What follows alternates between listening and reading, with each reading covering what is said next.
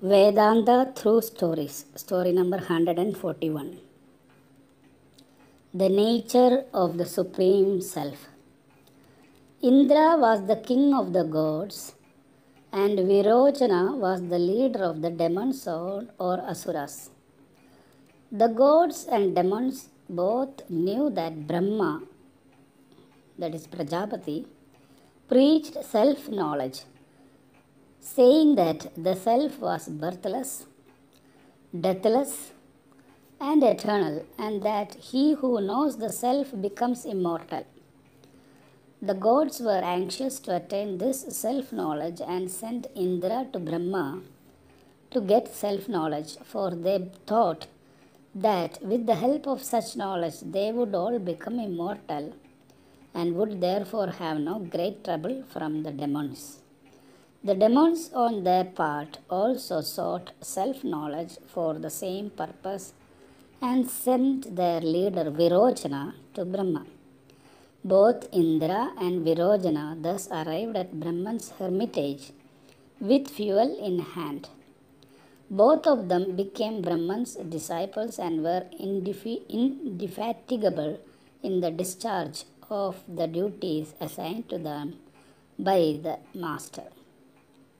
This went on for several years, and at last, when Prajapati found that these disciples had lived the life of celibacy and purity for 30 years, he asked them what was their object in coming to him.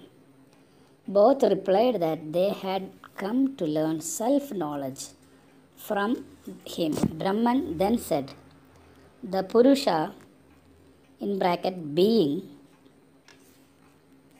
that you find in the eyes of mortals in the immortal self, which really is Brahman."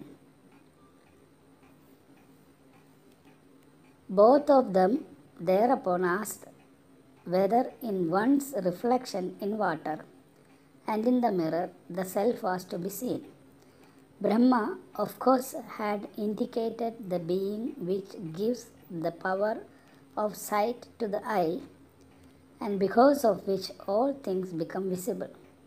He therefore asked the pupils to bring a cup of water, and then they had done so to look into it. The pupils saw their own images reflected in the water and said so. They were asked to change their dress, and again, on looking into the water, they saw their images in the new dress. They were satisfied. Brahman's object was to say that something remains unchanged in all changes, and that was the real self. Virojana, however, concluded that the reflection of the body in the mirror or water was the real self. He went back to the demons and told them what he had learnt. The demons therefore identified the body with the self and concluded that it was the body that was to be taken care of, fed and clothed, and that thereby they could attain salvation. Indra, as he was going back to the world of the gods, began to think over the lessons that he had been taught and concluded that the body was not the self because the body was subject to constant changes and was mortal.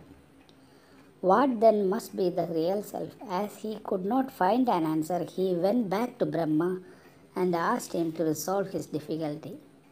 Brahma asked him to live with him for a further period of 32 years. Observing celibacy and austerities, Indra did so, and at the end of the period was told by Prajapati, Brahma, that the being that moved in dreams and enjoyed the different kinds of pleasures was really the self which was immortal and fearless and was the same as Brahman.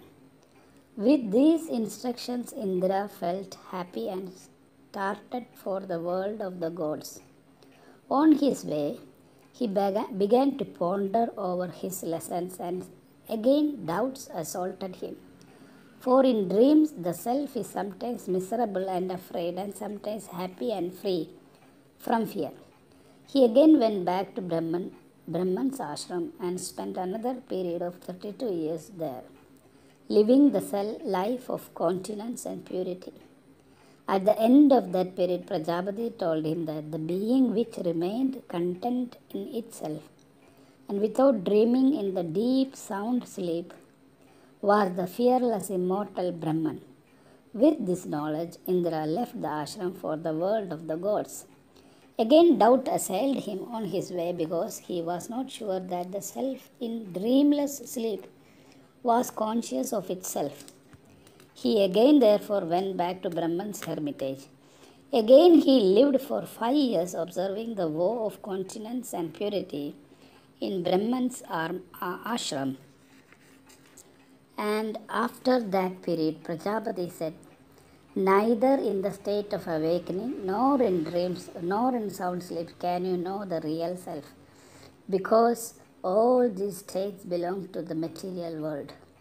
The self transcends them through, though it lives in the body which is subject to birth, growth, maturity, decay, and death. But the self itself is birthless, deathless, eternal, and free, and is the combination of existence, knowledge, and bliss, absolute, which transcends all the other three states.